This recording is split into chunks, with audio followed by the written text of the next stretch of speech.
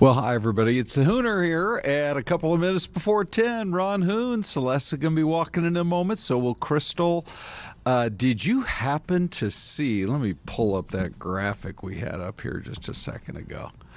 Man, some of the pictures coming in, there's always a downside if the storms get too wild and crazy here in the valley or anywhere in Arizona in the midst of the monsoon, but we have been seeing some spectacular pictures, and Krystal's going to tell us whether or not, she actually told me a couple of days ago, I'm going to remind her about this when she joins us, that her gut was telling her that Thursday could be quite a day weather-wise when it arrived, and here we are.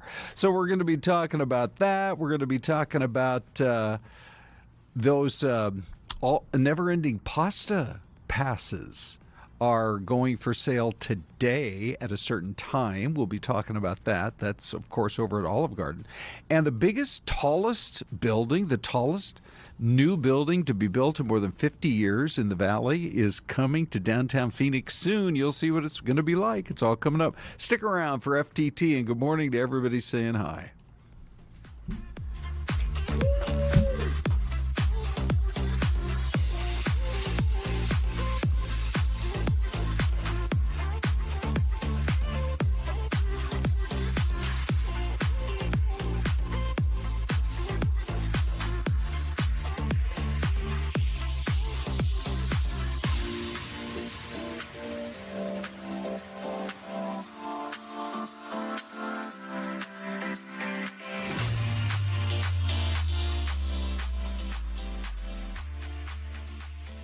10 o'clock now, and Fox 10 Talks is ready to roll. 2 hours streaming on your favorite streaming platform on the Fox Local app. By the way, it's free.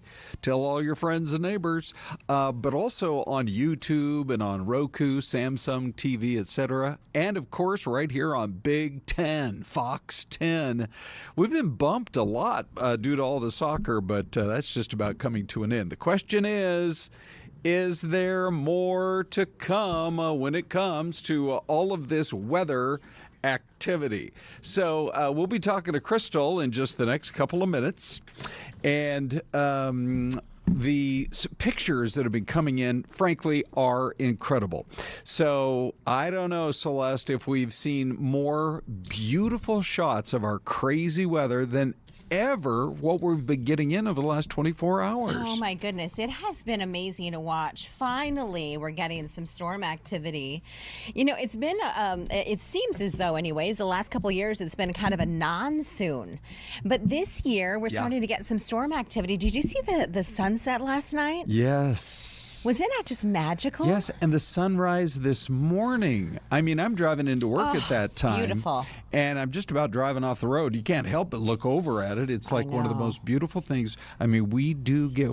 I know that people say Florida's got great sunrises and sunsets, but it's flat as a pancake. Give me some mountains, some nice, beautiful desert mountains. Just with the clouds. It was so pretty. So pretty. Okay, so then the other thing we're going to be talking about today, we got a great 1 hour show all lined up for you here, including it's incredible to think that we have not built a taller building since the early 70s, Celeste. More than 50 years since the Valley Bank building was built downtown Phoenix, now called the Chase Center or Chase Tower or something like that, which sits there empty. But if you see what they are about to build in downtown Phoenix, this new building called the Arrow, we've got the guys who were behind it joining us today. Is it your new pad? Is it your new condo? I'm going to ask them if the penthouse is available, Celeste. That suits my style. And I think they'll say, Hooner, for you, anything. There you go. Also, what to know about the biggest primary races in Arizona, and then we have an expert on what to expect. I mean, every day you wonder what's going on with Iran, but he's got a pretty good read on it, that's for sure. So all that is coming up. But let's just roll this video. We'll just amaze ourselves with it here, and then Krystal's going to join us in about 60 seconds. So this is Will out there in Mesa. This is what I love about our, by the way, there's a QR code if you want to share some pictures or video with us. So that's over there between Ellsworth and Chrisman. I was probably driving right through there. Oh my gosh, look at that. Oh wow, Robert. So Robert, Shaney, and Buckeye, buddy, you just keep your camera handy. Look at that view out over the pool right into the heart of Buckeye. Oh, and my then Trent goodness. is out there in Goodyear and getting some of the same views. Wow, this is incredible. Just kind of like how it opens up and whoosh. It's like someone just poured over the bucket. Right. You know what I mean? Okay, so Juan out there in Goodyear as well, looking off west toward the White Tanks. That is a beautiful way to catch a sunset. That is for sure. And then we're going to go from the west side right back to the east side. This is out kind of my neck of the woods there, Signal Butte and Ray.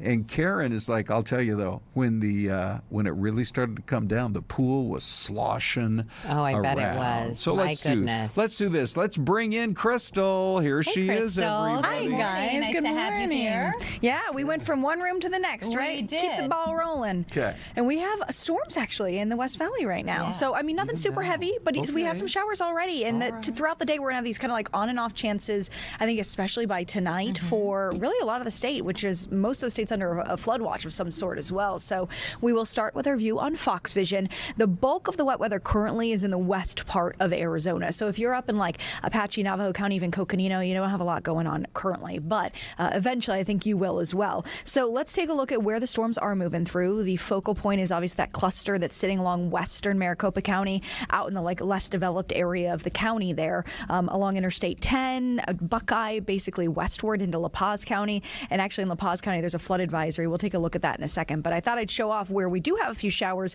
in the West Valley. They've been dropping down, kind of almost taking like the Grand Ave 60 line and just like dragging it across the West Valley is how these showers have been moving, interestingly enough. Yeah, that happened to be right where they fired up.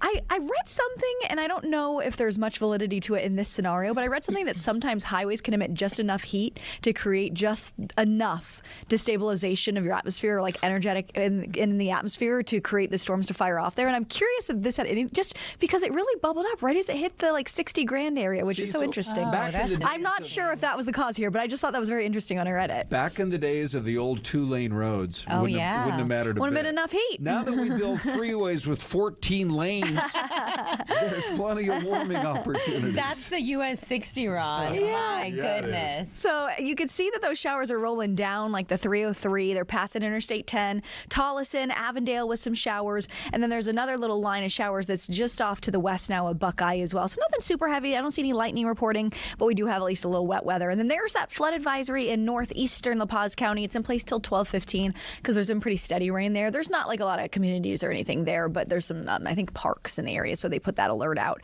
And then down south of the valley, a few scattered showers have been rolling through Pinal County.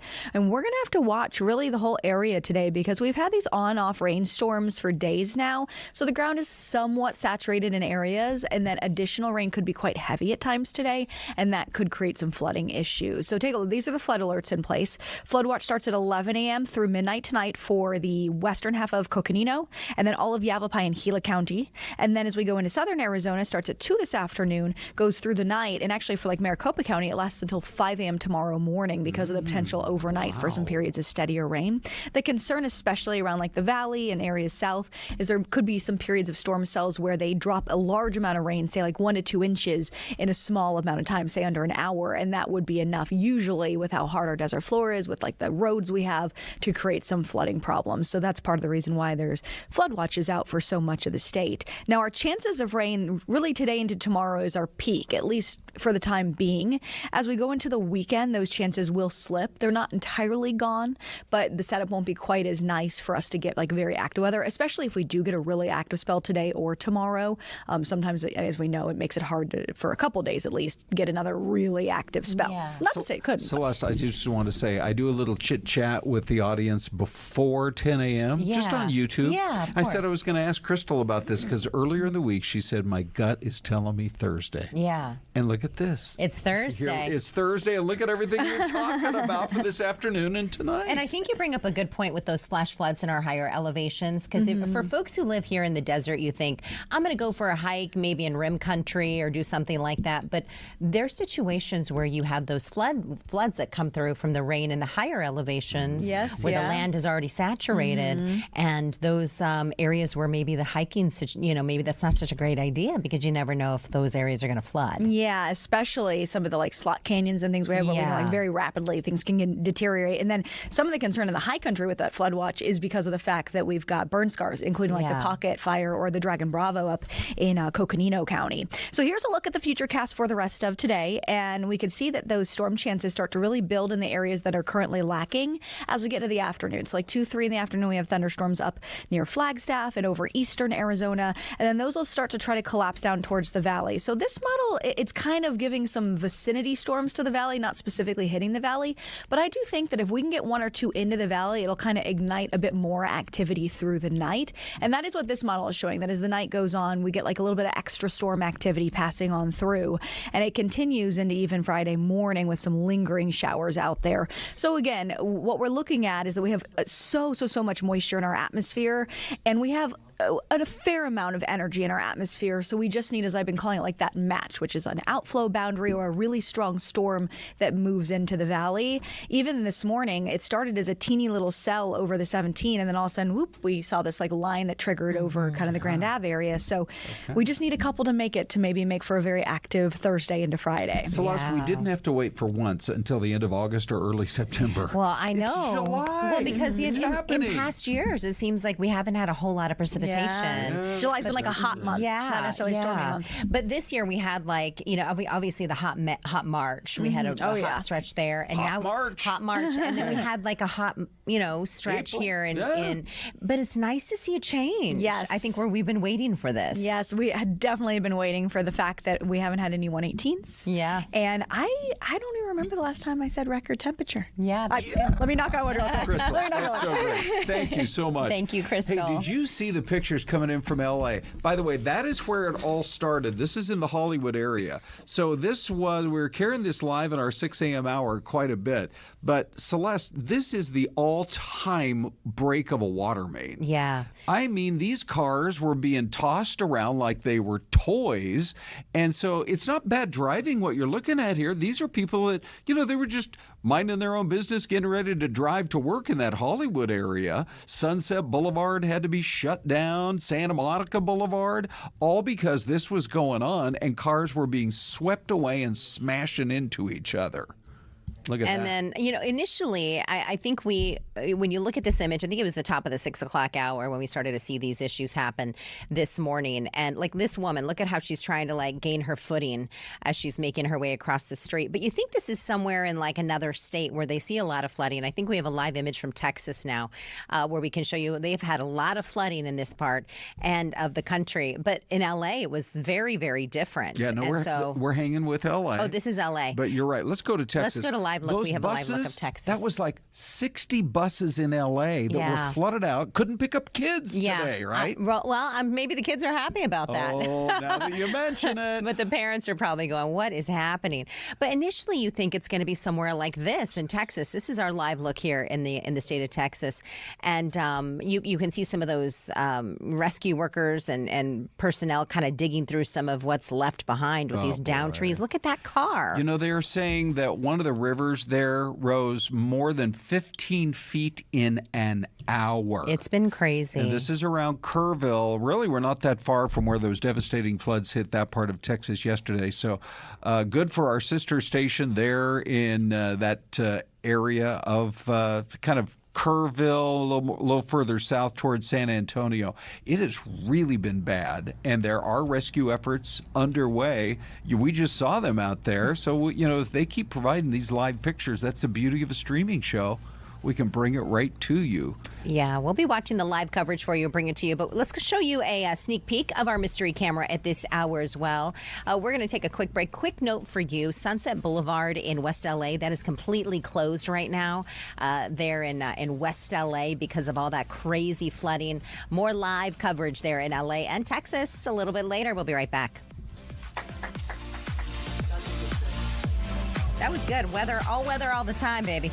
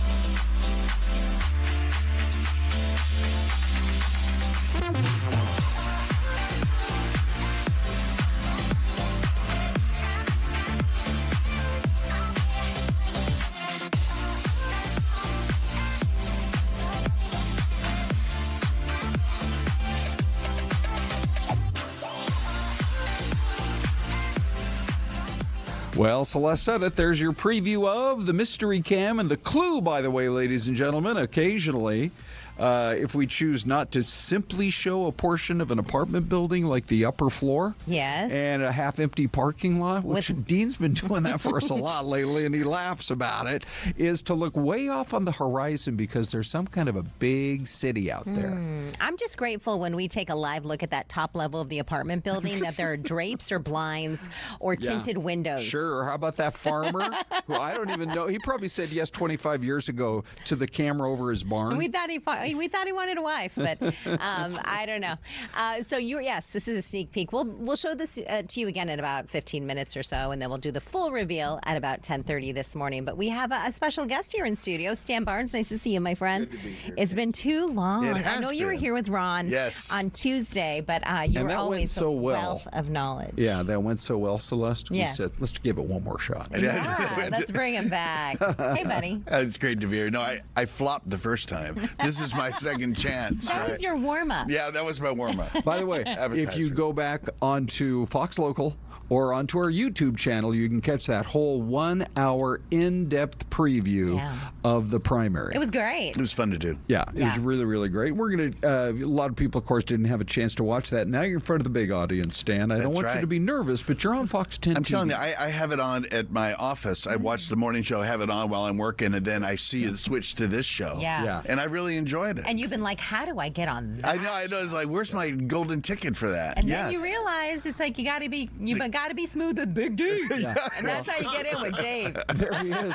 And Big D is happy because our streaming numbers are unbelievable. Excellent. Right. Thanks Big for watching, D. everybody. Excellent. Keeping Excellent. track of it, We that's for appreciate sure. you guys. So let's do this. There was one race, Stan, that we did not get a huge chance to dig into when we had our full hour. Let's start with it because I think a lot of people are looking on the Republican side at this school superintendent race and trying to figure. It feels like the two main candidates here, Tom Horn, the incumbent, and Kimberly Yee, with a lot of experience in state government, are both trying to kind of edge each other out to the right. What's going on?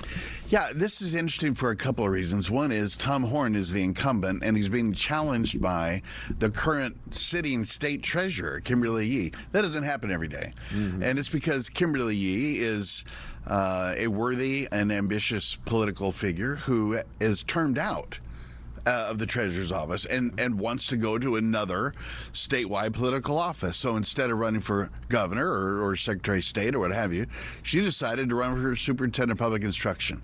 So you've got a family fight between two experienced, ambitious people. Horn used to be the attorney general. I mean, not too long ago, right? I mean, so they are both experienced statewide with their own name identification, and there's really not anything on issues that separates them. You know, let me ask you this: with the controversial ad that was released on YouTube, it's now been taken off the air, but it was just a few weeks ago. Do you think that impacts Tom Horn's run? He says, you know what, I had no control over it. This group out of California, they're the ones who released it. We had both of them on the air here on Fox 10 Talks. The allegation was it had kind of racist overtones, right? Yeah, and so it was controversial. Does that hurt him at all? You know, I think it hurts him in an inverse way. It helps her. So it hurts him. Yeah. I mean, it was designed to do political damage to her electability. But I think all it did was actually raise her profile and make her a sympathetic figure. And it put Tom Horn on the defensive as he's waving it off, saying, that was not my work. I'm not part of that. And, you know, there are some people that don't believe him. So he looks defensive. She looks like the victim and the injured party. It wasn't unfair and racially biased stereotype ad, but for the most part, there's no money in this race. There's no campaign funds that are really spending the big bucks to be on Channel 10 broadcast and reach everybody. So it just gave a new elevation of name ID to Kimberly Yee. It probably did well for her. Would you say it seems like they both want to be the champion of ESA, of school choice? Yes. Can they both own that space? Yes, they can, and that's the winning message within the Republican primary. In the general election, it may not be a winning message. It may or may not, but in the Republican primary, it certainly is. So they're both claiming it. In fact, they're even slicing it with, there's another ad that somehow accuses Kimberly Yee of being with no guardrails on it, so that anyone can take money from the government and spend it on anything rather than just the education of their child. So they're actually fighting in that space. Because that's where Republican voters are. Does it matter at all, and maybe does it help her that she's already she's state treasurer and she's terming out? So at least somebody or voters in Arizona have trusted her to manage the finances at the state level, and now maybe electing her to this office would help in managing fund. The education department is, for a lot of people, they say it's a mess when it comes to finances. Right. No, she's got great experience. She's had a successful run as treasurer. I think she would run again if she weren't term limited. I think it's one of these inconvenient family fights that there's only room for so many ambitious people. And in this case, Treasurer Yee decided she wanted to be superintendent and thought perhaps that Tom Horn is a relatively weak incumbent. We're going to find out if voters get the memo or not in less than a week. Now, the Attorney General's race is fascinating to me. Obviously, Chris Mays is the Democrat headed toward November. You have two, I guess, fairly prominent candidates right here. You have Rodney Glassman there on the left, and then Warren Peterson. Gosh, they look like cousins, right. don't they? Yeah, right. You might be like, you go to vote on Tuesday, and you're like, I like that one guy. What did he look like again? He wore like that reddish tie. What was he wearing? Blue suit, red tie. But what separates these two candidates? What space are they trying to own? And has President Trump actually endorsed either one of them? Yeah, two great questions. I'll start with the second one first, and that is no. Donald Trump has not endorsed either one of them. But knowing that a Trump endorsement is a great thing to have in a Republican primary, they're both running ads that kind of infer it. They're not deceptive, but they are inferring that the president is with them because of this or that. There's no reason to go into it, but that's what they're both trying to claim. But neither has been endorsed by the president. So put that aside. What on issues, there's really not anything that separates them. And so what they're fighting over is resume and personality. Warren Peterson, who's the sitting Senate president, is making the actual factual claim that Rodney Glassman was the Democratic Party nominee against John McCain at one time. People forget, but he was a Democratic Tucson council member and was running for the Democratic Party chairmanship. He's been a Democrat for, as far as I know, most of his life. He's certainly been a prominent Democrat. He is now a Republican, and Warren Peterson is trying to say he's not real. He's not a real Republican. Doesn't have any belief system because he was this or he's that. That's the main allegation there. And going the other way, Glassman is trying to say that Warren Peterson is a brand new lawyer with no experience because he got his law degree only recently in life. So that's really the 1-2 punch. And they both have resources to tell their story. So there's some version of that going through social media and on television and radio. So we'll see what voters are actually hearing. There's this latent other issue, and that is that Glassman has run and lost about 6 cycles in a row. Run for the legislature, run for the Corporation Commission, run for the U.S. Senate. He's run for a lot of stuff and lost. So within certain circles, like the Capitol crowd that I run in, he's a bit of a laughingstock and a perennial candidate. But like I said, voters don't always get the memo. They're not paying attention like I am. Yeah. And so who knows? They might see his ad and say, hey, he's a tall guy in a blue suit and a red tie. I like him. Who knows? Let's ask you about the Marlene Galan Woods and Amish Shaw race as they go head-to-head on this. Interesting when you see different people running for office who have had FaceTime. Yes. Like Feely, Right, he was an Football NFL player. Right. Marlene Galan Woods, Ron Noser, they anchored together at another TV station Like years 30, ago. 25 years Yeah, ago. but I think people obviously remember her husband, Yes. late Grant Woods. He was an amazing man. I interviewed him many times when he was in office. And of course, they remember maybe her face. Oh yeah, no, she's got a name identification and people and visual identification. The interesting thing here is that Amish Shah, former legislator, was the nominee 2 years ago and lost to David Schweikert, and he's thought to be the leader in this game. But the national Democratic money, the big money, has decided he can't win the general for whatever reason. So they're spending money against him, promoting Marlene Gallant. So the family fight is very ugly. And I'm sure Shaw is like, what the heck happened? I was your nominee 2 years ago. Now the big money from Washington is trying to out him or get him out of the race and put Marlene Gallant in that spot. And then there's a third guy who has his own money, who's running ads on your television station that say, pox on both of them. And he's trying to split the difference. So it's a real race, and I don't think anyone knows what the outcome is going to be. All right, let's talk briefly. We only got about a minute and a half left here. Mark Lamb, we've seen Daniel Keenan. I'm not sure where he's getting his money, but a pretty heavy ad buy in terms of trying to slam him over the sexting scandal, or that he bought property out of the state, all of those kinds of things. Is that enough to overcome an endorsement from Donald Trump? Yeah, this is a fascinating political science experiment playing out in real time. Keenan was an unknown. He's got his own money. That's the answer. He's got his own money. Okay. All right. And a successful home builder in the East Valley of some sort. And is the only guy that did not get out of the race when Lamb got in the race. There were other, like Jay Feely, moved on, and Travis Grantham, the former legislator, he left. It's like, we can't beat this guy. He's a caricature of a sheriff from the West, and he's got Trump's endorsement. Then the worst press cycles I've ever seen for a candidate have hit this guy. A lot of really bad stuff. And I don't know is the short answer. I hate to say it, but I don't know what's going to happen. I do know the Democrats are praying that Lamb wins the seat because they think they can beat him in the general election. But if Keenan wins the seat, he's the untainted Republican nominee, and he will go to Congress. So it might be a real flip for the U.S. House. Well, and I think for a lot of voters, you hear that ad, the juicy bits with Right. the commercial that Keenan paid for, and you go, what did he say? And it really turns your head. Negative ads work. Yeah. They work. All right, Stan, my brain is full with all kinds of great new info. Actually, I have more questions, but we're out of time. I know. We'll have to do another hour with him. Hey, so here's what's coming up. We've been working for weeks to get this segment put together. Up next, the tallest new building in the Valley in more than 50 years. You're going to see what it's like as they get ready to move forward on it. And this is your mystery camera. Throw your guesses in the chat. We'll be right back. Awesome.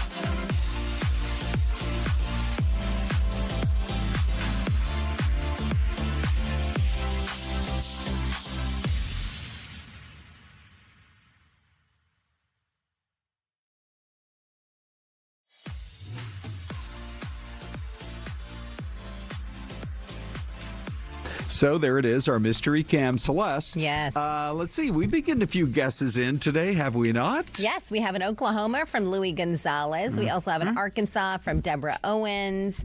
What are your thoughts on this one? Texas from Thomas Brown. Okay, so the high rises in the distance kind of make it interesting because it looks like there's only one mega building and then a bunch of, I don't know, 10 or 20 stories. So if it were to be Texas, could it be in Austin or a San Antonio? Could that be Houston? I just don't know. I guess I'll go Texas. What about you? I think I'm going to go Texas as well with Thomas Brown. Okay. All right, here we go. And ladies and gentlemen, here she is. And for some reason, this is written today, not typed, but it's West Des Moines, Iowa. Oh. Okay, let's go back and look one more time. So this is Iowa. Okay, that makes sense. That's the principal building in the back. Oh, the principal building. By the way, where does the vice principal stay? Yeah. By the way, the number, and I've been to all 50 states, the number one state capital in America is the one in Iowa. Nice. Everybody has a dome except us. We have no dome. We have a copper dome. It's little, but okay. We got a little copper dome. But they have 5 domes. So nobody can touch that. This is kind of a deep tease. We're going to get to a couple of really special guests we have in studio. They're builders. Maybe they can build a big dome for us at our state capital. Tell you what we should do is go back to Frank Lloyd Wright's original concept out beautiful. of Papago Park. So cool. Why didn't we build that? Hey, ladies and gentlemen, this is a consumer alert. Stand by. I want to make sure we have the right video here. Consumer alert. In 28 minutes from right now, the never-ending pasta pass is going on sale, Celeste. Oh, my gosh, $100 for one of these cards. Yep. Go to their website, and you can get unlimited pasta. It's got to be in person in the restaurant, but it's fabulous. If you love the fettuccine, you can do unlimited fettuccine along with the unlimited bread and salad. Yeah, you get all the free breadsticks. I mean, free, but still $100, and it lasts for 13 weeks. It's you got amazing. 3 months. Yeah, then you'll have to pay for a gym membership for another 6 months to work off all that pasta. Okay, so here's the thing: they go live at 11 a.m. Just as if you're thinking maybe I want to do this for $100 and then you eat, for months, but they only have 10,000. So it's that's nationwide.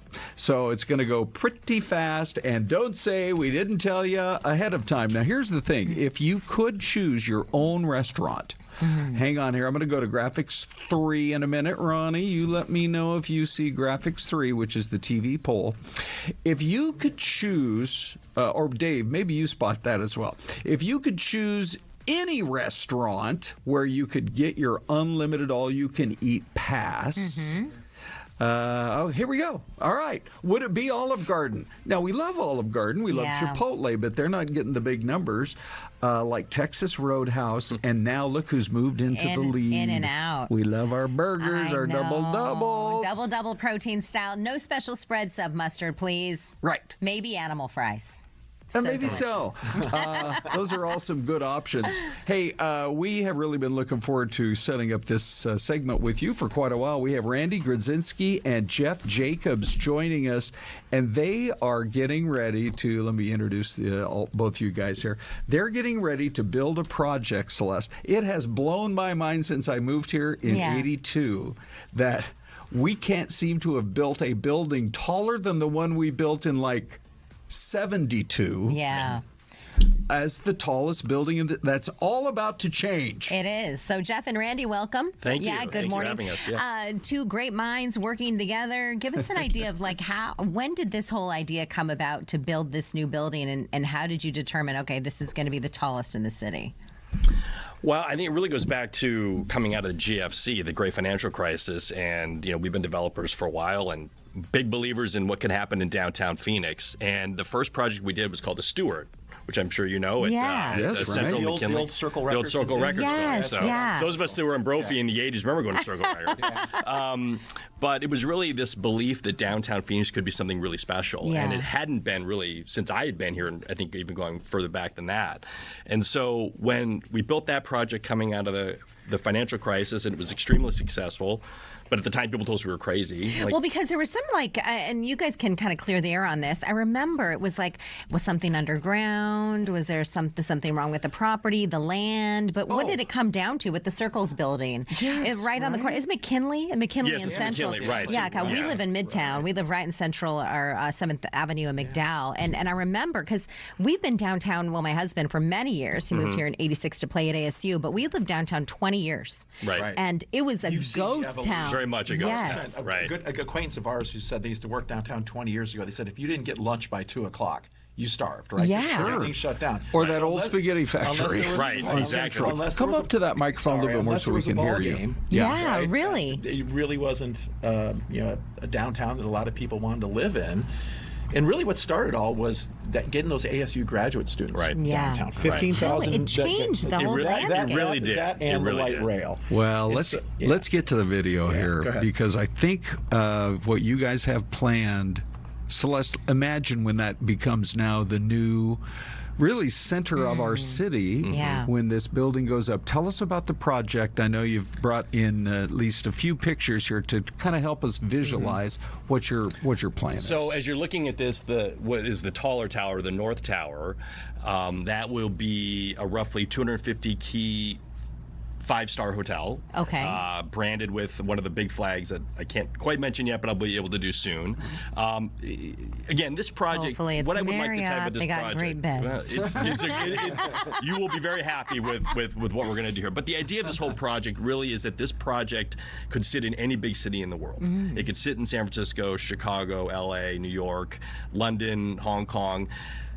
It's sort of like we're raising the bar of what downtown can be, right? With the height and with the amenity packages and with the offerings for residents and guests, et cetera. So that North Tower, a 250 key hotel, 390 units of super Class A residential apartments that'll have views in every single direction. So I see the ASU building here. So this Yes. is right down near downtown Tempe, ASU. It's actually right next to the downtown YMCA. Oh, yeah. Right where the ASU Paseo is. That's why it's 2 buildings. It actually runs between both the buildings. Right. Oh, wow. So this is Okay. 2nd Avenue between Fillmore and Van Buren. Yes. Okay. Wonderful. So then go at the ahead. top, one other thing I need to tell you about it, because it's amazing, and we just signed this a few months ago, which I think you guys saw, is the top of that North Tower is going to be a new Teddy Myers concept restaurant, which, if you know, it's Nice. Ren and Wolf and Cleaverman and Carry On and Filthy Animal and these amazing experiential restaurants that he creates. That will be the top of that tower. Wow. 16 to 18,000 square feet with views everywhere. You'll see halfway to LA from this building, which is really cool. Right. So, and as you probably know, Phoenix has no skyscrapers. Right. We're the 5th largest city in the country. 10th largest metro? It's the 10th largest metro. And fifth- growing. fifth largest Yeah. city. And we have no skyscrapers. Well, you know, this will be the first one. It's so crazy that, like, way back when the city started to grow, for whatever reason, the city managers wanted to build buildings along Central, North and South, and not build a big metro city. And so this is actually going to help that become something a You little bit guys bigger. are helping to bring them downtown. Well, you got to remember too. Bringing it back Phoenix, town. Phoenix Metro is a metro of immigrants from places like Los Angeles, So Chicago, true. Philadelphia, New York, whatever, and they've had assets like this in their cities that they've lived in. So it's sort of a natural evolution of the downtown. I mean, 20 years ago, nobody lived downtown for the most part. Yeah. Then over the last 10 years, if you work downtown, then maybe you'd consider living downtown. Now downtown with the restaurants, the nightlife, amenity, you have people like our analyst who works in our building. He's in his 30s. Our office is up in Scottsdale. He actually lives downtown. So you have people doing the reverse Right. commute because downtown has now become a cool destination, like you'd have in Old Town Scottsdale or Kierland, right? And so that's why it's just a natural stage in its evolution. Do you, we got about 3 minutes Yeah. left till our break here. Do you also work the retail side of it? Do you think there'll be a lot of interest in those first, Without a doubt. 2 or 3 or 4 floors? We do. And the Teddy Myers concept coming to the tower, I think, is going to be a big catalyst for other restaurants and retailers that want to be part of the ecosystem that this thing will be. If you think about it, there's going to be 1,000 people living in this building, in these buildings when it's done, plus the office component, plus the hotel. So you'll have 1,500 people interacting with this building daily. So think about that it does for retailers and restaurateurs that want to be a part of it. I think it's going to be an amazing transformational project. Would you for sure. be willing to build a skywalk from, say, the 20th floor right over here to Fox 10? We're only Oh, like absolutely. 4 blocks Oh, away. yeah. Yeah. No problem. You know- no problem. And actually, only you two have access to it. So. When you guys sat down, and you bring up a really good point, because Be Kind Forever in the chat said, what's really the point of building the tallest building in Phoenix? Is it really necessary? What are your thoughts on that? You've kind of touched on it, that it really kind of puts a spotlight on the city. Mm-hmm. It brings big business, and we're, as you mentioned, a city of transplants. Right. Right. Yeah, I mean, look, I'm pretty aspirational as it is. I like the idea of building something that is going to help transform the skyline. I think it is important to do that. I think it's important to build bigger and better things that bring more people to your city.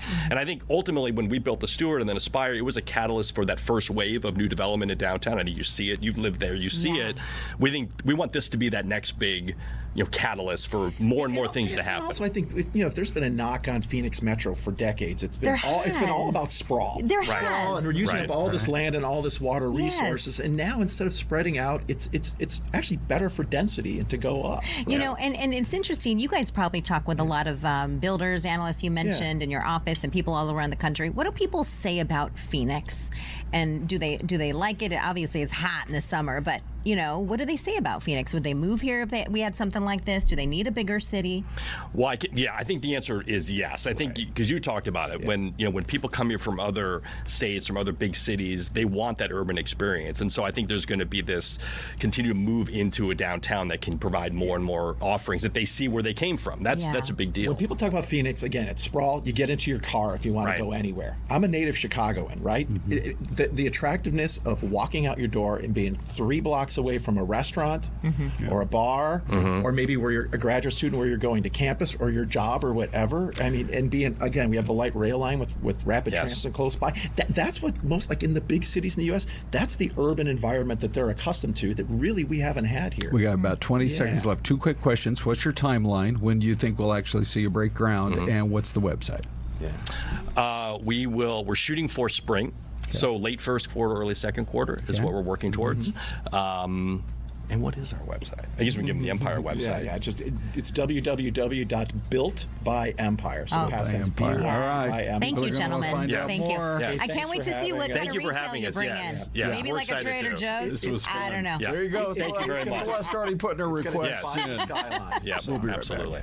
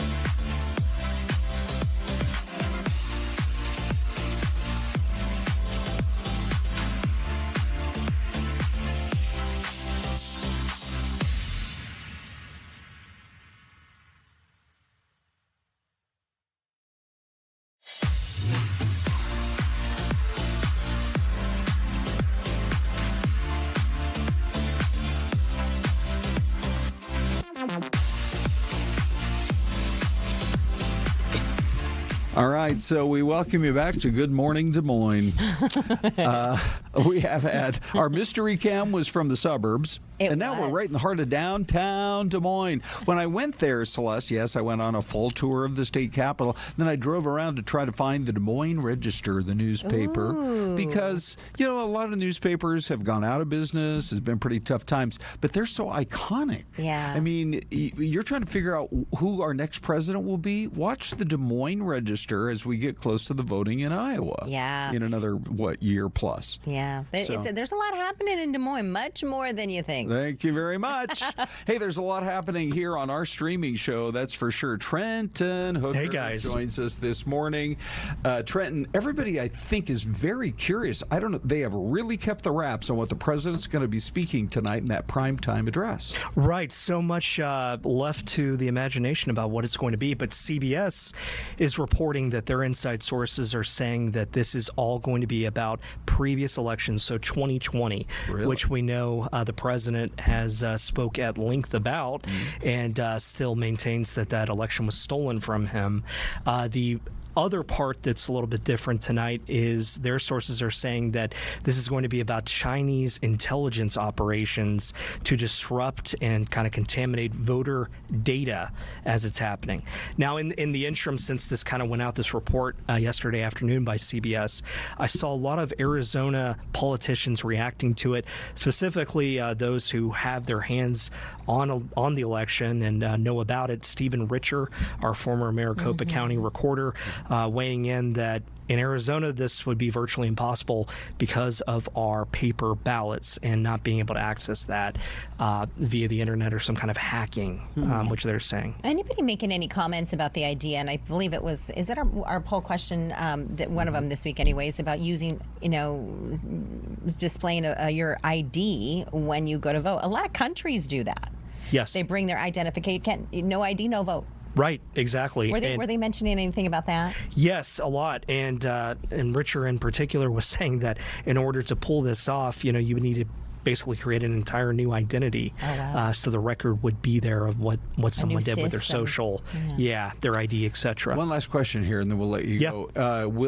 Is there any indication that he would then use that as a springboard to what he really wants now, which is tighter election laws in 2026 here in the midterms? I think you're exactly right, Ron. I mean, that's kind of the whole setup for what we've been looking at on Capitol Hill, where he's either not signed bills, let them go on without his signature, or not putting candidate or his nominations rather for different positions. We had that with the DNI candidate where he was holding him up just to have his SAVE Act go through. Wouldn't even sign the housing bill. Right. Okay. Big push. Yep. All right, Trenton, thank you. We're really interested to see what happens. Let's go right to the poll question, because do you think strict national voting laws, including showing ID, are the way to go?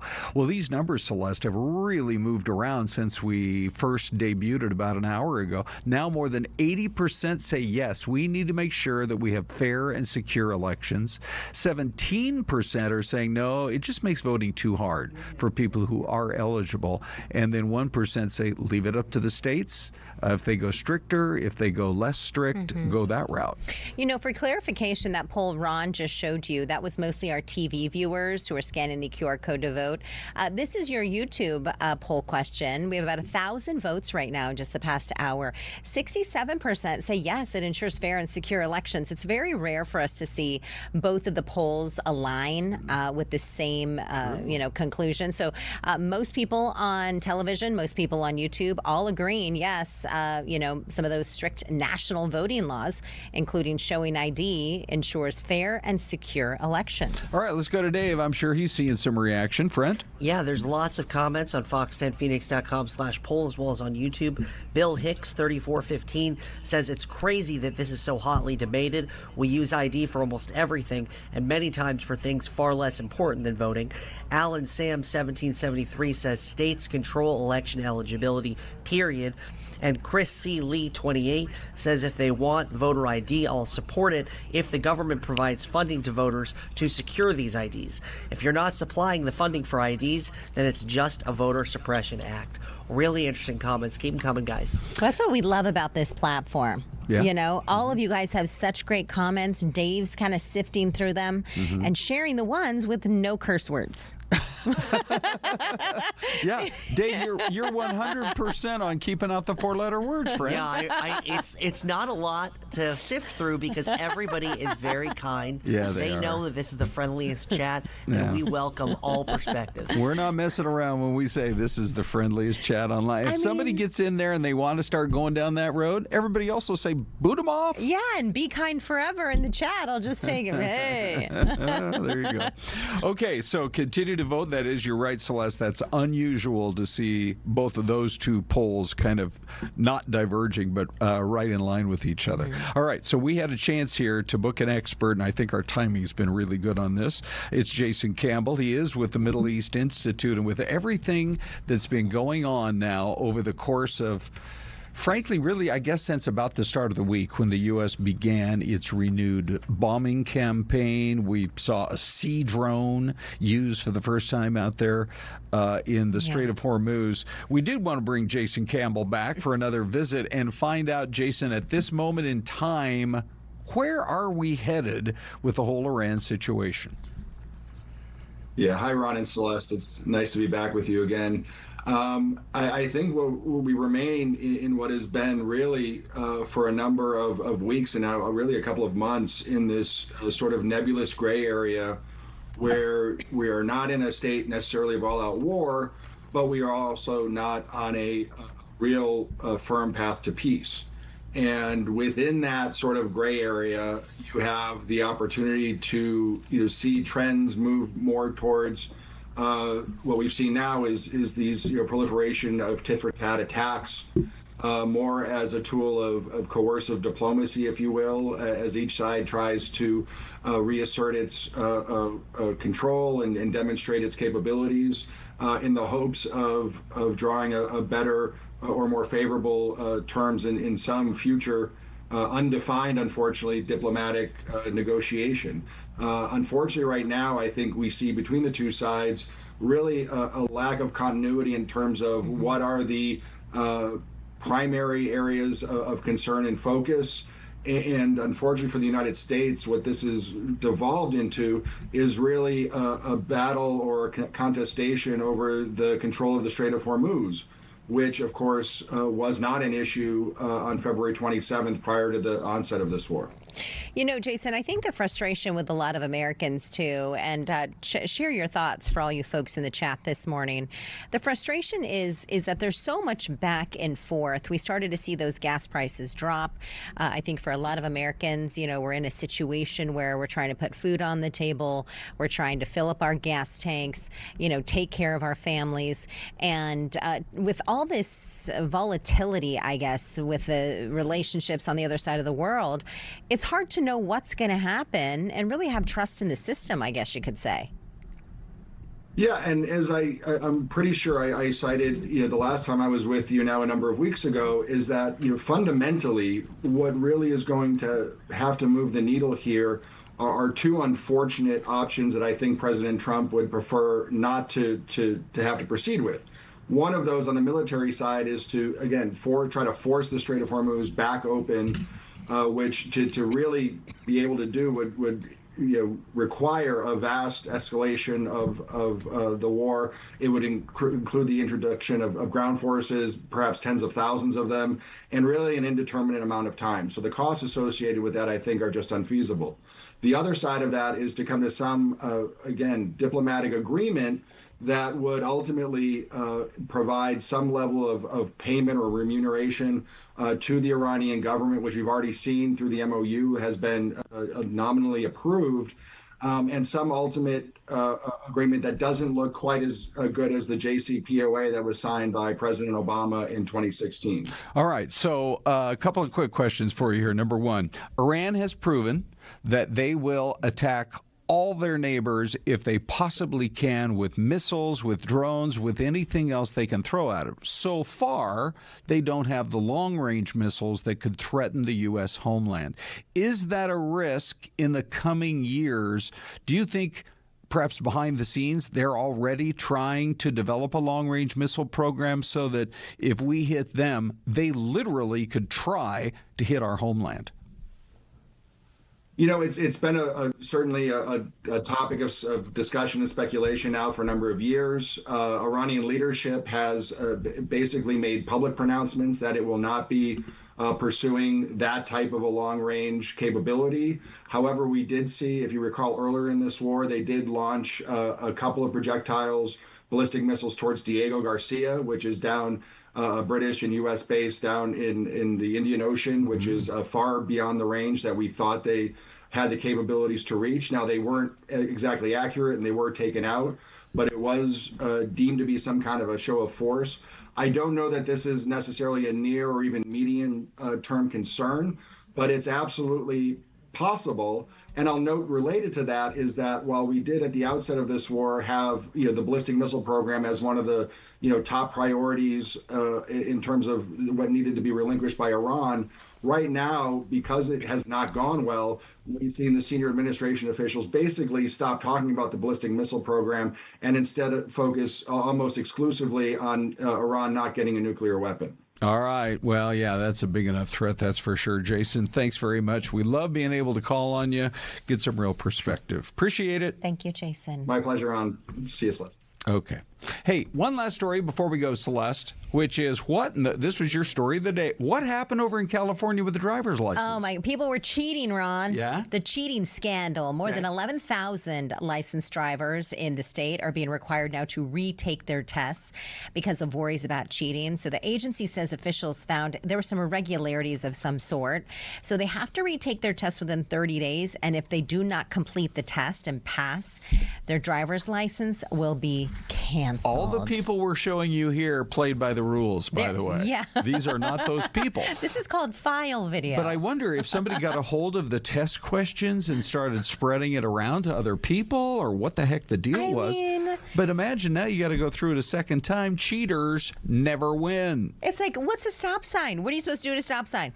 I don't know, Ron. What do you think? If you're here, you do what's called a California stop. A rolling stop. Yeah. Hey, guess what we got planned for you next? No more Des Moines talk. No more Iowa talk. No, but we got Ty and Anita up next, Ron. Lots of excitement building for these two. Oh, thanks.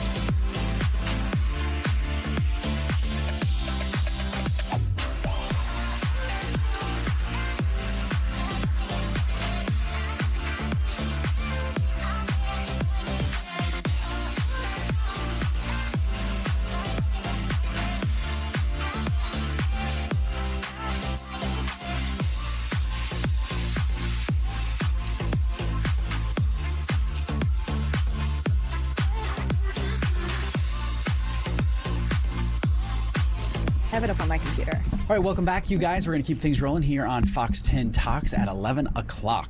Okay, we've all been talking about this never-ending pasta thing, and it just activated right now, and I thought I was going to be able to click on it. It says about 100,000 people are ahead of us. Everybody in the newsroom I is know, talking everyone's about talking stupid about it. Olive Garden never-ending pasta 13 bowl. weeks, $100, all you can eat pasta.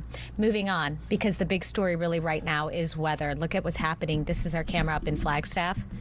Crystal, this is looking crazy up there. I got excited when I was looking at radar, and I like immediately was like, I gotta go check the camera. Go. But outside here, we were driving in from the convention center, and the skies are so dark. Yes, yeah. I mean, there's a lot of clouds all over, and then on top of that, we've got some rain and some storms out there. I'm trying to open up. This is when I'm in full go mode. I've got 3 devices. I have a chat. Hold on, let's just take a look at what she's got going here. I have a chat channel on this one, both for our station, but also for all the meteorologists in the city. We have our own channel, like National Weather Service and everything. And then I've got my radar, one of my radars on this phone, and then I got all my graphics and our Fox 10 radar on this do you one. watch? Well, is there more than one? Well, I mean, all the radar data is in from one spot. NOAA, so yeah, it's like government org. There's no like personal radar, but there's different ways you can look at it. So I like personally, if we had any weather nerds falling right now on the chat, radar scope is a fave of mine. Pop back up the flag camera. Yes, ma'am. John, JD over at the desk, he said he was centered up so we could look at it all coming down.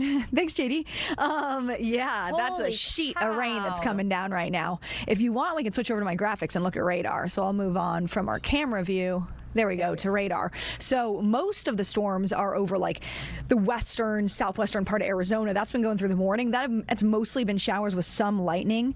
And then up in Flagstaff, we're just starting to see that like heavy cell drop. So let me zoom in on the map and show you where everything is. This is the showers that's been passing the West Valley, now just starting to slide out of the West Valley. So there's still a little bit of rain over Buckeye currently. It's running down right near Buckeye and like farther to the southwestern portions of Maricopa County, heading towards Yuma County. And then if we kind of follow that along, where it already fell, there's this like residual flood advisory now until 12:15 for the northeastern corner of La Paz County because of some flooding in that area. Still a few little showers in Pinal County, nothing major to write home about, but now we're starting to see this next round of storms fire off over the high country, which is exactly what we were expecting to happen around midday. So we're running like just maybe slightly ahead of schedule here, where we're going to get some more energetic, moisture laden, as I've been saying, just like filled with water storms. There's a way you can look at data that kind of looks at the moisture profile through the whole atmosphere. And when I checked it this morning, ooh, man, I mean, we got a lot of water in our sky right now that wants to come down. So for the valley, that means there's the potential for flooding if we can get that ignition for the storms to dump. But for spots like Flagstaff, where all they needed is a little elevation, bam, it's already happening. So some really heavy rain coming down right now. Let's take a look, just because I'm curious. I don't think this is like severe types of storms, but I'm just going to take a peek, see, and make sure. I'm going to switch over to my hail data for a second and just see. Yeah, so there's no hail with this. It's just like a good, heavy rain that's falling in Flagstaff right now. I'll switch back over to the radar data here. And you can see that it's moving right over the Flagstaff area. But this is the start of what's going to be a collection of storms that'll kind of roll downhill. So the National Weather Service offices all over the state have already put out flood watches, knowing this was going to happen because we had so much moisture in our atmosphere and because the dynamics are right for storms. So for the western half of Coconino County and then for Yavapai and Gila County, the flood watch starts now and it will go through midnight tonight. The concern being flash flooding in washes, streams, and then burn scar areas as well. And then for the southern part of the state, including Maricopa County, this will start at 2 in the afternoon, last through tonight. In fact, for Maricopa County, parts of Pinal County, it's through 5 a.m. tomorrow morning that will be under this flood watch. The concern being that some of these storm cells, as we're seeing in Flagstaff right now, have the potential to drop a lot of rain in a short amount of time, and we know how that goes in the valley. If we get like an inch in 30 minutes or even an hour, you start to get at least ponding on roadway. If not, more serious flooding starts to happen. So the possibility is there for that to occur throughout southern Arizona today because of the storms that are rolling on through. There's your chances for storms. They're really an obvious uptick. We felt pretty good that Thursday and Friday was going to be a storm maker day, and I still feel fairly confident that that's going to happen around the state, but for the valley as well. So then here's the look at the future cast for the storm track the rest of the day.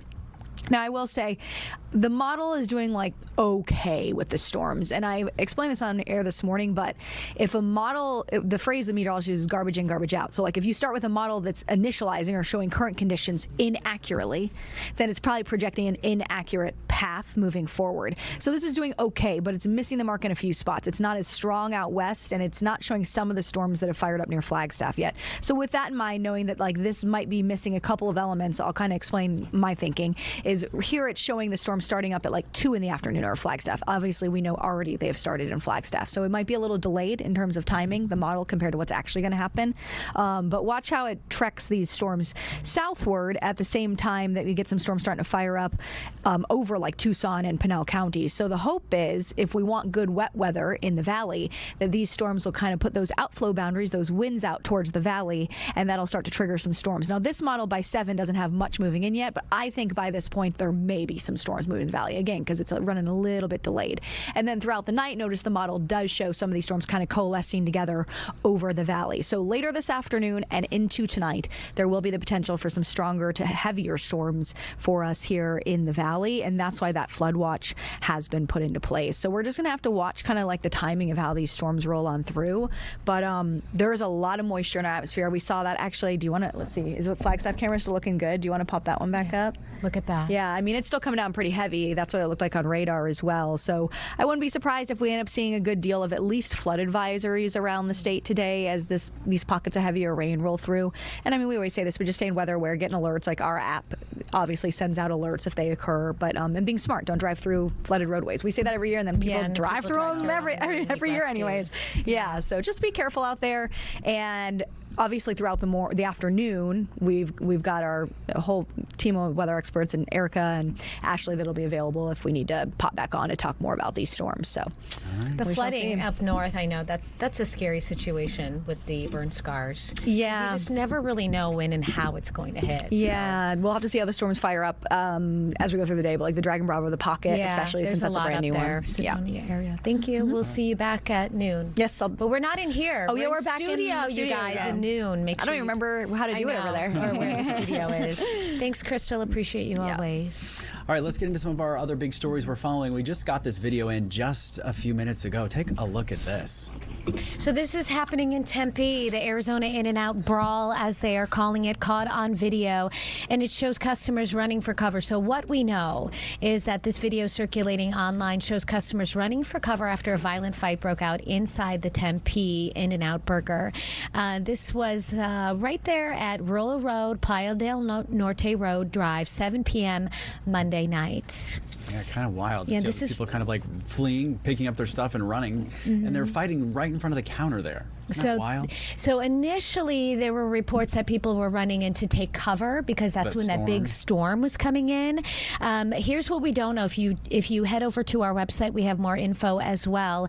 The cause of the brawl, unknown at this time. There are no names, no arrests, and police say they were able to speak with witnesses, restaurant staff, so they're now following up on this investigation. But they said by the time officers arrived, anyone and everyone who was involved took off. They just managed to get away. So this is the big video that is making news right now that everyone is watching.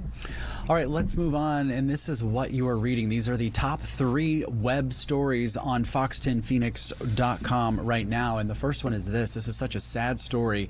That little boy dies after parents find him unresponsive inside of a car in South Phoenix. So we're still a lot of unanswered questions about what exactly happened. We don't even know the age of that child. We're still waiting to get additional information, but just a tragedy. This little boy allegedly left in a hot car yesterday. It was around 6:30 last night. The little boy taken to a nearby hospital where he was pronounced dead. So we'll keep you posted. Arizona police chief vows to prosecute his own nephew to the fullest extent of the law after a gun incident. His nephew is 18, already facing a slew of felony charges. And then up in Mojave County, they are looking for this individual that they say is armed and dangerous. He is wanted right now, considered armed and dangerous. he has, what was his crime, though? An attempted murder investigation in the Dolan Springs area over the weekend. That's the crime that they're looking for. And so if you want to take a look at that, it's on our website right now, fox10phoenix.com. We're going to welcome back Dr. Mona Amini. Yes. Welcome back. We wanted to talk about digital detox. Yes. What is that? Morning. Who needs it? Everybody needs it. Yeah. We all need it. Yeah, let's put all these devices away. So it's so important, and I know some of the families in the Valley have already returned to school, which is wild to me since me it's too. so Yeah, I hot agree. outside. But that's irregardless. But coming up, it's really great, even for the adults, to start practicing the digital detox. And the reason is the average American spends over 7 hours a day on screens. A day. A day. And that can be laptops, phones, TVs, other digital devices. But for the most part, that's the average. When we're talking about Gen Z and the Gen Alphas, it's a lot more. It's So- anywhere between 11 to 12. What's the problem with that, though? I mean, because obviously, we We're use our working. laptops all day long, and we're working. So does that count differently than if you're just over here scrolling TikTok and Instagram? Absolutely. So there are different types of means of when we're saying to detox, right? So the social media, when we're on our phones, when we're on our Instagrams or other types of platforms for social media, that definitely has a different type of impact than if you're checking your emails and you're working through the course of the day. When we're looking at trends, with social media, and especially with the younger populations, our teens, tweens, and younger, they're spending hours a day, at least anywhere between 4 to 5 hours just on social media alone. Okay, so we have about a minute until we have to hit a break. Okay. You have a 13-year-old who says, "No, Yeah. I'm not getting off this social media. Right. All my friends are on social media. I You're know. cruel. You're mean. No." Right. So here's what we do. We try to reduce the number of minutes that they're on. You can do some time management within each of the platforms and the apps.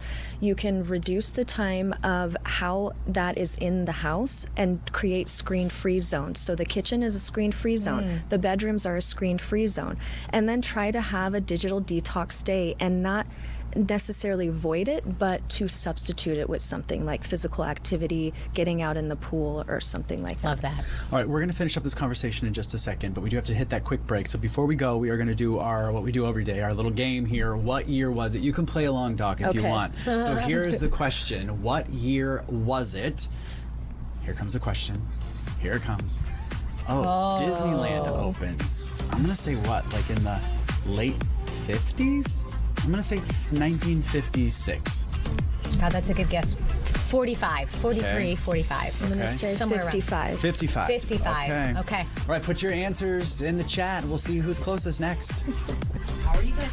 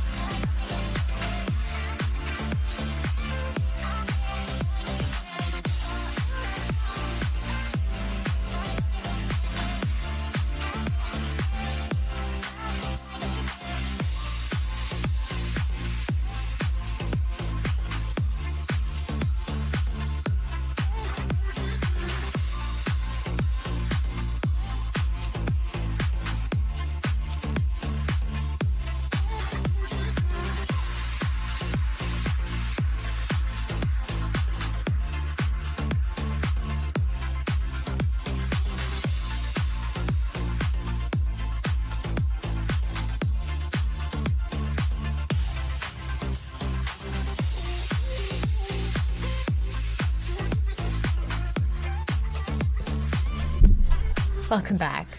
What year did Disneyland open? We have a winner. Look at this. We got some good guesses in there. Linda knew right away. She said 1955. We got a 1935. Oh, she meant 60. 65. Okay. We got a 58. Someone else, Thomas, said 55. And our guest, Dr. Mona Amini, said 1955. And guess what? How did you guess that? She's the winner. I was remembering everywhere you would go, and they had some sort of celebration the last time in Disneyland. That's why I was remembering. Okay. Okay, so I want you guys to guess how much ticket prices were when it opened. This is when Disney opened in 55. General admission was how much? $10. $12.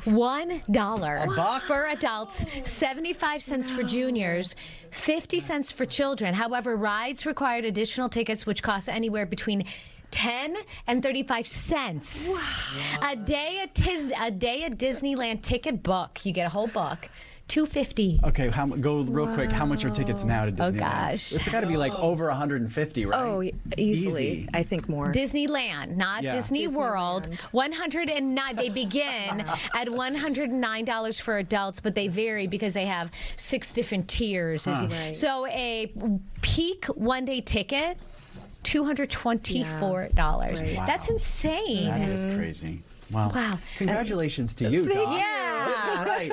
No digital detox needed. Yeah, exactly. That came right from here. Yes. But to kind of sum all of this up, I mean, this could really help a lot of kids out. I feel like everybody, and I find myself, like when I'm bored, I reach for my phone and immediately start to do the scrolling. Right. I know. Doom scrolling. It's kind of like the mindset, right? That you got to retrain your brain. Well, because you are having to retrain it for sure. These are all dopamine hits. So there's a direct algorithm that they're trying to attract for you to just keep going. And the biggest thing that you can do is just start reducing it by maybe 30 minutes a day. And once you see the time management within the platforms, you're going to be shocked. Yeah. Instagram, TikTok, they all have that capability now. And when you're looking at it and you're noticing, wow, I am spending 5.5 hours a day just on this platform alone, I'm going to need to reduce my time. And so if you can start substituting that time with something else and saying, okay, this is the time now for the 30 minutes or an hour that I'm just going to enjoy the outdoors, or I'm just going to enjoy reading a book, walking on my treadmill, walking outside when the weather is not like what it is. Just don't take your tablet on the treadmill with you. Right. No. You can listen to music. If you have the capability to just kind of unwind, that would be great, because what we're noticing is if you don't cut that screen time at least an hour before bed, it's reducing your sleep quality and quantity by at least 23 to 50%. Wow. Which is significant, especially for teens. I bet it changes your mindset too, because there's so much, I don't want to say fake stuff posted, right? But everybody has an image that they post. Sure. They want, they post their best photos, their best life, and everyone thinks it's so competitive. I have to look like that person. I have to go buy this item. And I imagine if you put that down and step away from that, it's significant. You won't be in that mindset. Yes. And there are actually studies that have been shown that there's a 7-fold increase of depression alone the more and more that you're utilizing social media. And so really what the roundabout figure is, if you can have, especially teens, just limit their usage to 4 to 5 hours a day, that in and of itself will be significant and can actually dramatically decrease their depression and anxiety rates. Let's have you come back in a couple of weeks and we're going to talk about that 7-point depression. Absolutely. Okay, great. Because I think that's really interesting. Yes. Thank you. Let's Doc, do it. thank you so much for your time. Thank you for having me again. I wanted to throw this, look, it's starting to really come down up there in Flagstaff right now. We were just showing off that camera angle a little bit earlier when Krystal was doing weather, and we saw that big kind of rain shower moving through, and sure enough, it is hitting that Flagstaff area as we speak, really coming down. We also saw some rain showers here in the valley over on the west side of town earlier this morning as well, but really kind of wild. It looks like the winds are picking up earlier, because I was going to ask Krystal about that. The flag wasn't blowing quite as aggressively when we were first looking at this shot. So the monsoon season definitely has been very, very active so far. All right. Moving right along, you guys, we told you we had a jam-packed show. We have our favorite guest, Kat, joining us back again, our dating expert. How are you? Good. How are you? You're doing good. We were just Happy summer. Happy. Happy something monsoon. like it, right? We were just talking about this digital detox. I which know, is a I was great listening. Segue, Right. Because what if we need to put down that phone, put down those dating apps? Yes. Detox from meeting people that way. Yes. What's the alternative? Well, meeting people in real life, which you can't even believe that. IRL. Right? That's hard. It is hard. It's hard on multiple. Difficult. Yes, very, very difficult, and it's twofold, right? So one is putting yourself in environments in which you have, that you can meet other available singles, right? So that's one aspect. But the second is that you have to be willing to approach and be approached. So taking out your earbuds, not looking at your phone, looking around, smiling, putting out the energy that I'm here and I would love to meet somebody. It's just like I live in an apartment building that you're in the elevator. Every time someone gets in the elevator, I always want to make a conversation with them by complimenting on what they're wearing or like, oh, how long have you lived here? So always creating conversation. It's not just about going to the place, it's about being the place too. How do you do that without being weird or creepy, I guess? I mean, you have to, in this day and age, you have to be careful how and when you approach people. Yes. You don't want to send the wrong signal. Correct. So I think they have done a lot of research on this in which people will tell you that they give clear signals across, and the other person, majority of the time, is not picking up the signals. So Because they don't want to, or because they're just oblivious. Oblivious. Yeah, they're just oblivious to it. So what I always tell people is, it's if you think it's going to be creepy, then it's going to be creepy. Okay. So I shouldn't be like over here. That's like, right. That's creepy. Right. It's very like, what kind of conversation would you start with, like just a complete stranger that isn't in a romantic way, right? So you would walk up to them and be like, oh my gosh, have you ever been here before? Or, oh my gosh, I looked at your shoes. I love that brand. What other kinds of shoes do you have in that? Something that's that's disarming. Yeah. That's not about, well, you look. You look good today. Hey, good looking. Hey, good looking. What you got cooking? But also, for some people, I feel like that's kind of a big step in of itself. It is. Because a lot of folks, I feel like, especially nowadays, are more introverts. They are. They're not. They those hide behind their extroverts. phone. They do. Text. They do. Talk. Yeah. And it's not introversion, it's vulnerability. Oh. You can be the most extroverted person, but still not want to be vulnerable. So rejection is hard. It is. You don't want to be rejected. That's right. No one wants to be rejected, and everybody is putting the cards in the other person's hands, where they're like, well, I don't want to do the approaching. Well, I don't want to do the approaching. So that's why I think singles events in particular put you into an environment where it's that is what is expected. Everyone's there for the same reason. That's right. And there's a bunch of different places in the valley. How do you find something like that, or like a singles mixer event? So there is a group. Her name is Maddie. She runs this group called Thursday Phoenix. Oh, fun. Every single Thursday, you should. She's great. Every Thursday, she puts on a singles event. And Thursday's kind of like, it's not just Thursday Phoenix, they have Thursday in like other cities. So, but she heads it up. So every Thursday, she has karaoke, or she has this, or she has that. So you know that everybody that's going in there is going to be single. And you're doing an activity together, which gets, the endorphins going, and everybody's having a good time. That's right. I'm already nervous because I'm trying to meet people, and then you want me to sing in public? You've got a great voice. There's some people that really... I'd be like, I'm out. So my husband always said, when we had a dog, we had a little white Chihuahua. Yeah. And he always said, if I were single, I would have a dog, because we'd go to the outdoor mall, like Carolyn Commons or whatever. I'd go into a store, and I would come out, and he would have like 3 women surrounding him, talking to him about the dog. But he's like, it's just such an easy way to start talking to people. Like, it's a great conversation. Like, I love your dog. Look, at I lost, this is my puppy, and you start talking about that. And he's like, you would meet so many people. Yeah, it's a great what do it's you a call magnet. Him, a wingman? Yeah, your dog could be your wingman. Is that so right? true. Yes, yes. And in fact, I think a lot of singles do have dogs, and they're trying to go to dog parks, create they're even doing dating events where you can bring your dog. Cute. I know. Yeah. You so want your doggies to get along too. that's right. Yeah. Yes, of I course. mean, that would not be true test. It is. That's exactly right. That's exactly right. I love that. But yeah, you can go to Meetup, you can go to Eventbrite, and there's speed dating that's in the Valley. There's like a lock and key events where they have. That sounds kinky. What's that? Well, when you check in, someone gets the lock and someone gets the key. Oh, that and is you kinky. go around the room and you try to see whose lock whose key can open the and then you lock. I could see how that would I guess be fun or funny. You Yes. Because it forces you to go talk to everybody. and then you That's right. eventually start laughing. Yes, you do. Okay, so what do you do? We have about like a minute left. Yeah. If you go to one of those little, what are the games? The speed dating games? Yeah, speed dating, yeah. And you are just not liking this person. Yeah. They keep trying to come back.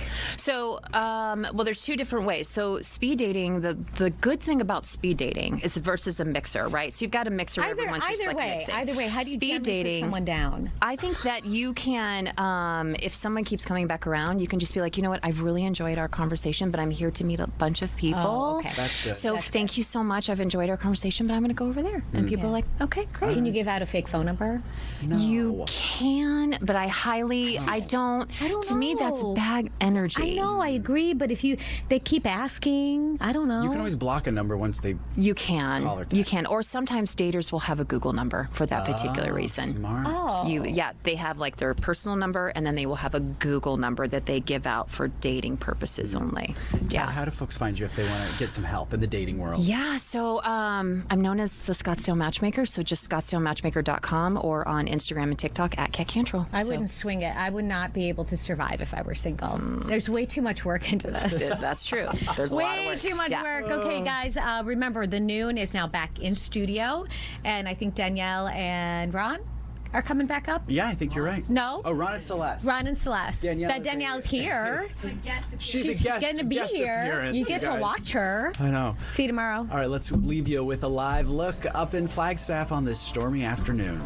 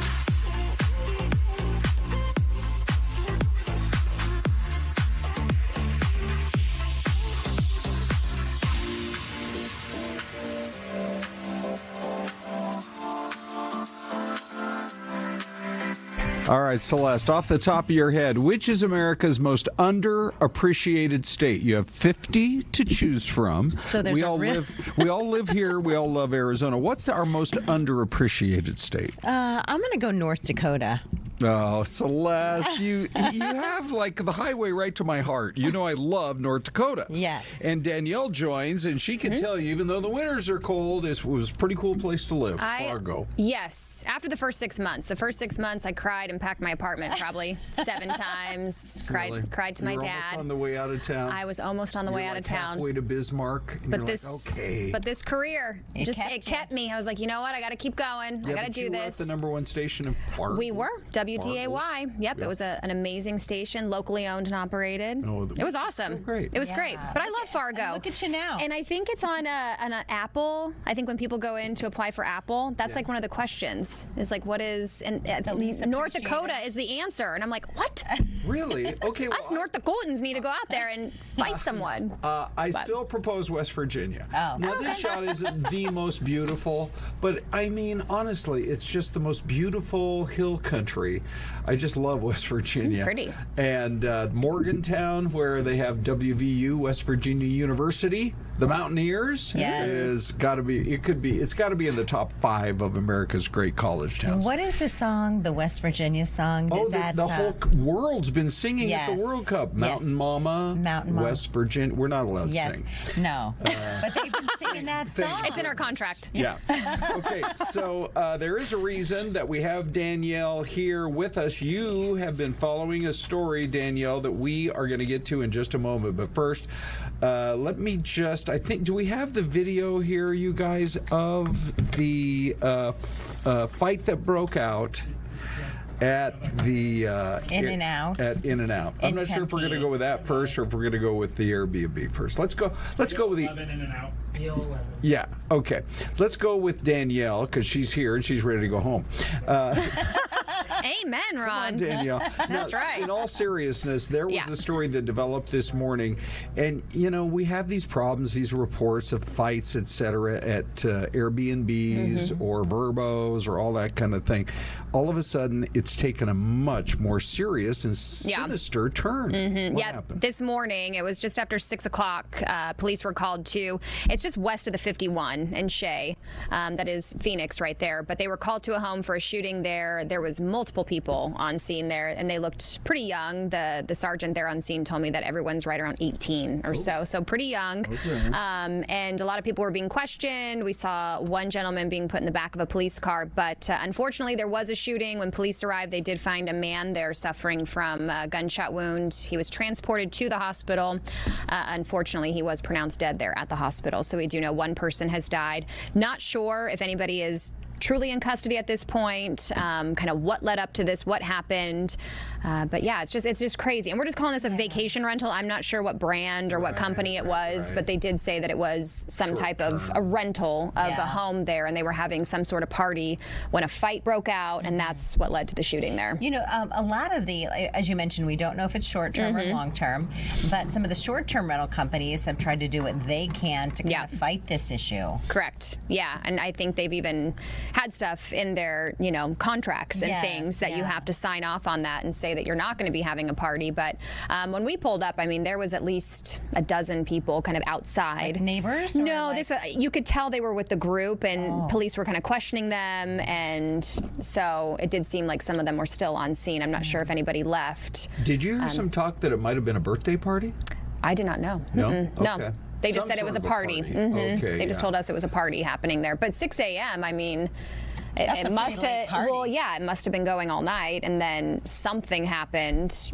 Just right around 6 o'clock in the morning, and that's what happened. So it's unfortunate, according to the police, they are pretty young from what they're saying. So we don't know the official age of the victim in this case, but I'm sure we'll be finding that out here soon. Yeah. All right. Okay. Danielle, thank you. Yes. Now you can go home. Thanks, Ron. Thanks, guys. I'm out of here. Actually, I'm keeping you here. Oh no, you're not leaving. No. I need nutrition. Bye, guys. 4 minutes We'll see you long. tomorrow. Oh, you're fine. Much. Guess Now, what? Tomorrow's Friday. Look, we're going to roll this video. Friday. What in the world was going on at this In-N-Out in Tempe? Celeste, the video just came in a little while ago. I mean, it looks like somebody managed to keep their phone out, but far enough away. And I'm just trying to make out. My understanding is this actually, here we are on Thursday, this happened at the beginning of the week. And at this point, it's still not clear what led to this fight, but it was an all-out brawl, as you can see. It seems like it calms down, and then some guys are starting to throw more punches. Well, and it seems like it's several different people. And it makes you think, Ron, like, what's happening? You have people like this woman in the black shirt. She's like, I'm just coming in to grab a burger. Yeah. They're having people who are not involved are kind of running to kind of escape the danger. And then you have some of the employees from In-N-Out. They're like, okay, let's figure out what to do here. But this is trending on social media this morning. Fox News just posted it as well. And of course, some of the details are still developing, whether or not anyone was arrested or anyone is in custody Look way right back now. by the bathroom. Yeah, there's like a whole separate. There's like 3 or 4 different fights going on. And then that poor lady, she's like, just let me get out of here with my double-double. Well, here's the thing I don't think a lot of these youngsters think about.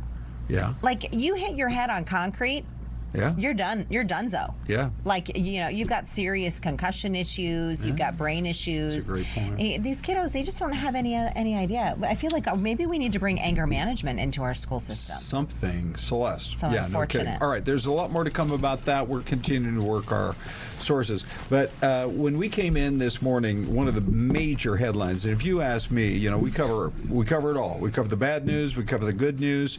But what is happening up in the north part of the valley has the potential, Celeste, if we weren't already the semiconductor capital of the USA, is going to make us one of the 2 or 3 biggest in the world. Yeah. I have a feeling. It's pretty remarkable. So we have Brad Wright here in studio with us, global real estate attorney, specifically talking about the TMC chip factory. Nice to see you. Thanks for having me here, Celeste. Thank you for coming in. Lean on in for me if you don't mind. Good to see you, Ron. Just like a radio station. Give us your thoughts on kind of what is happening in that part of the valley. It's really remarkable to see all the growth.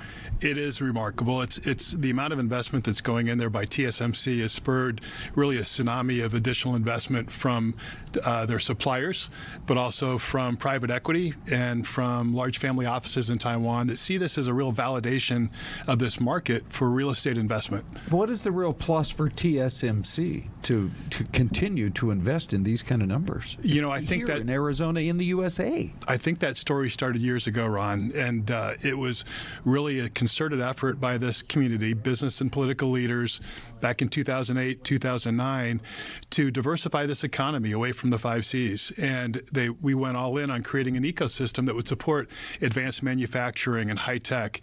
And now we're seeing the benefits of that.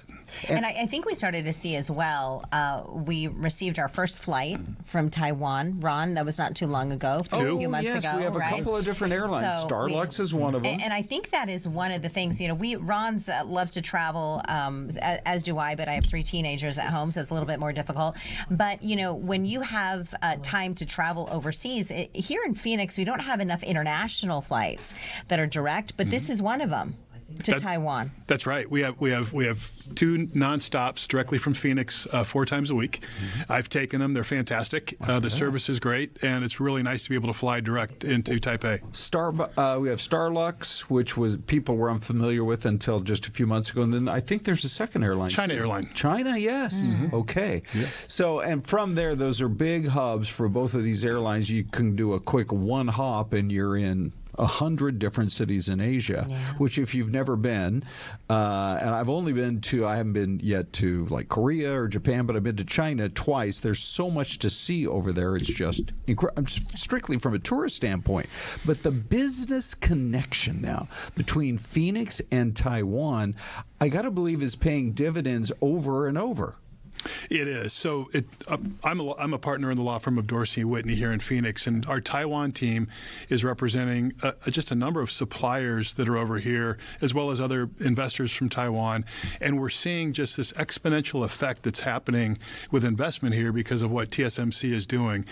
And we're seeing the growth in high-wage jobs, and we're seeing the investment in infrastructure. And so the rising tide here is really remarkable, and as evidenced by these nonstop flights. flights. The last time I flew over, the airplane was packed, and we're sending 8 planes over a week and 8 planes back. We touched on it a little bit of what's happening in the north part of the valley. Like if you take a drive up to Flagstaff, I grew up here in Tempe, and I remember going to Anthem Outlets was far. Now you go past that, the 303 Carefree Highway. It's really a kind of like a wow factor. Are there other parts of the valley that are also seeing that type of a boom? Like when you look at some of the big warehouses that are built out by Mesa Gateway, these tech companies are seeing that this is a very attractive location and state for business. Absolutely. It's not just the TSMC corridor, and it's not just Taiwanese companies. We're seeing Taiwanese suppliers to TSMC locate all over the valley. There's a lot of growth happening out in Pinal County, in Casa Grande and the surrounds. And we're seeing a lot of inbound interest from manufacturers, high-tech, advanced household names from Japan and from South Korea, as well as other Asian Pacific countries. Are you able to put any kind of a number on the amount of jobs that are created either primarily for people who are going to be working at this new $100 billion facility, or secondarily, the suppliers, et cetera?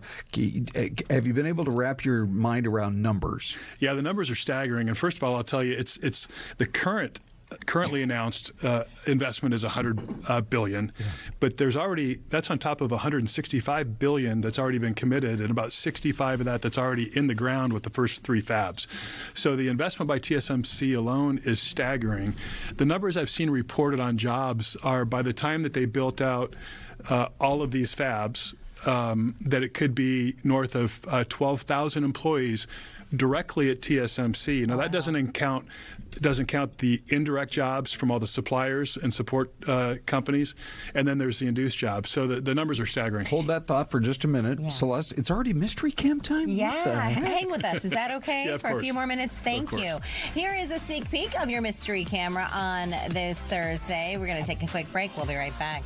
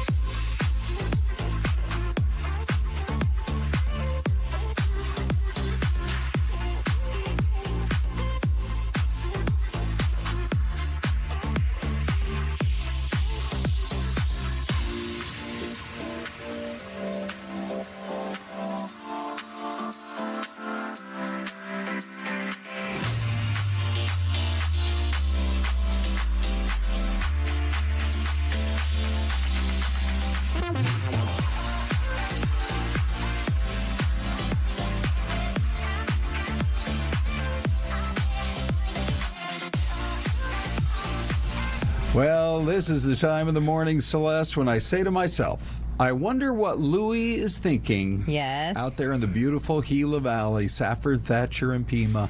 And he's already jumped in to say, ladies and gentlemen, you're looking at Alabama, but we got a lot of other votes as well. You know, Louis chimed in earlier in our 10 o'clock hour, and he said it's 80 degrees in Pima. I'm sure it's warmed up a little bit, but he said it's pretty nice there in Pima this morning. So we've got a couple. Linda Monter says Arkansas. And Ron, what are you going to go with? Well, I was going to keep it in the South because I don't know if you've seen these pictures yet. I think we might have some a little bit later. But Canada, they are apparently incapable of stopping these fires that are burning almost along the U.S.-Canadian border. Yeah. And we saw this last summer and the summer before, and here we go again. And if you're anywhere from Minnesota to Iowa to Ohio, all the way across to Boston, you can barely see. It's hard to breathe. Yeah. So this is further south. I think I am going to go with, I guess I'll go with Louis and say Bama. Okay, I'll go with Linda and say Arkansas. Two great guesses, Celeste. And all right. And we are both wrong. What? That's never happened. Hopkinsville, Kentucky. Oh, it is Kentucky. Look at this. Do you see that zoom that Glenn's able? Oh, look at this. Okay, now Celeste. It's a good thing I need. Make the viewers happy. Remove the paper. Slowly. Remove the paper. Slowly. This is simply for the Celeste fan. Well, not quite that slow. Okay, here we go. There for the Celeste fan club. Oh, Glenn. Oh, my gosh, that's funny. Okay, well, there's the smile that launched 1,000 ships right there, ladies and gentlemen. Okay, welcome back. We are continuing with Brad right here. Oh, by the way, coming up in about 3 minutes, we got Zach Pope. We do. The number one movie reviewer guy in the world. The talk about Odyssey. I cannot wait to get his take on it. But let's just wrap up. In terms, Brad, of sort of the geopolitical context, would you agree with the following statement? TSMC realized they needed to have a bigger footprint here in the U.S. But did it also happen that there was some fortuitous timing where in Washington they realized, coming out of COVID especially, we got to quit being so reliant on anything that's made or manufactured in any other country. We want it built here. Yeah, look, TSMC makes the most advanced semiconductor chips in the world. They're in every piece of technology that we use, including our cell phones. I think in 2018, when China, Hong Kong, I think the world kind of woke up and political leadership realized that we needed to onshore, reshore some of these critical resources here in the United States. So you saw political leaders, you saw our congressional delegation lean in hard to make this happen, as well as a lot of work by state and local government here and our business community to make this happen. That's exciting stuff. Yeah, really. You know what I mean? It's putting Arizona on the map when you think about it. We are at the middle of the epicenter of semiconductor and advanced manufacturing right here in Arizona. Could we, just to kind of wrap up, I think we've got that video from what is out there right now, which is $65 billion. Where is this extra money going to go? I mean, they're just going to build fab after fab after fab, and will it be, if not the largest in the world, one of the top 10? What I've read is they anticipate this additional $100 billion will construct at least 4 more fabrication facilities focused on the 2mm nano, which is the most advanced chip in the world. That's what the reports are. And this is all going to be in North Phoenix. All in North Phoenix. Wow. Yeah. You know, we got a lot of room out there in Mesa. I don't know if you... And in Tonopah, for that matter. Now, hold on. But anyway, yeah, we love every part of the valley. It's incredible to see. We'll have to bring you back. You're about to leave to go to Taiwan and spend some time over there. You're, I guess, considered quite the expert. I'm going to be over there for a week. I'm going to speak at a couple conferences and meet with some clients, and I'm excited about it. It's a great place to visit. Wow, that's a heck of a tax write-off. Yeah. There you go. Have fun while you're at it. Thank you guys for your time. Thank you, Brad. Hey, let's, as we get ready to bring Zach Pope on next, if you haven't seen these pictures coming in from really the eastern half of the country, so the fires in Canada, Celeste, I heard yesterday that I think it's anything over, 200 or 100 on the particulate scale is where you're getting in kind of the danger zone. You really don't want to breathe that much of smoky air. Yes. I heard that Hibbing, Minnesota was over 1,000 on the particulate scale. You wouldn't even want to go outside and try to breathe that kind of air. Absolutely not. But they have had these fires, and it's an every year problem now.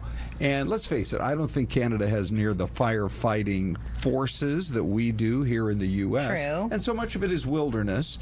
Whereas here, if there's a big forest fire, it's probably within an hour of Payson or Flagstaff or Prescott or Sholo, so we have to hop right on it. And it's just the scale of these fires the last few years, as things have been kind of hot and dry in Canada too. Yeah. It just makes it tough. You know, I was one of the podcasts I listened to. It's these two young guys. They're in New York City. They were out for kind of like a few days vacationing. They flew back into New York yesterday. They were talking about it this morning, and they said all throughout New York City they landed, and it was this weird haze. Oh yeah. And it's like that all throughout the northeast part of the country. It's hard to breathe. We had a reporter from Philadelphia live on the morning show today, and he's like, you can smell the smoke. It's hazy, and it was kind of hazy behind him. Yeah. And so folks are really dealing with this. And you think about, we just showed the bird up there. I don't know if it's a seagull or what it is, a pigion. But don't you have a bird identification app on your phone, Celeste? I know they say that actually a lot of smart people do. I do not. Sorry, but no, I like the list of here's how you know you're a nerd if you have a bird identification app. Ladies and gentlemen, Zach Pope joins us now. Do you have a bird identification app? I didn't even know that was a thing until you were talking about that. So we're in good company. Yeah, I have a lot of movie apps that tell me like certain things, but that's about it. But obviously we're here to talk Christopher Nolan, one of the best filmmakers I think of all time. I have my Odyssey shirt on.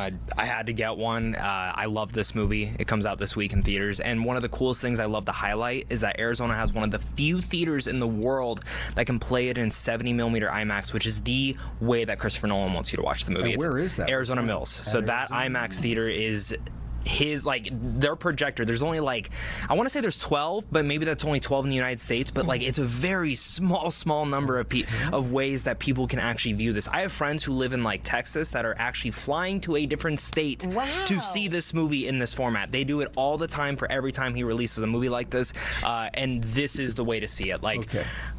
I was blown away by the Odyssey. Let's talk about it. These are some of the highlights. We can only show a few seconds worth. But what was it about? I want to get into the acting in a minute, but what was it about just literally taking you back in time, thousands of years, that really connected with you? I think the thing that connected me with me was the way that he actually shot on location and brought it to life. There was not one point in time that I was like, oh, this is green screen, this is fake, this looks fake. Even and what I was really surprised was the fact that he made actually the fantastical elements from the original story, like the Cyclops, come to life. They built a giant puppet and had the puppet there. It was like a 60-foot puppet, I think they were discussing on the back end of the set, and you never for a second think the Cyclops is fake.